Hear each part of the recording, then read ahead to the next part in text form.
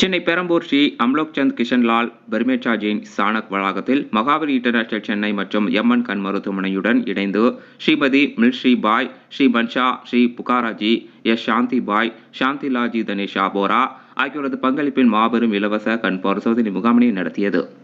இம்முகாமில் Niranjan Solanki, Hiralal Kothari, Madan பர்டியா, Lalit Ranga, Praveen Jain, Mahendra Bora, Usha, Ashok Pagani மற்றும் மகாவீர் நிர்வாகிகள், MN கண் மருத்துவமனை குழுவினர் பலர் கலந்து கொண்டனர்.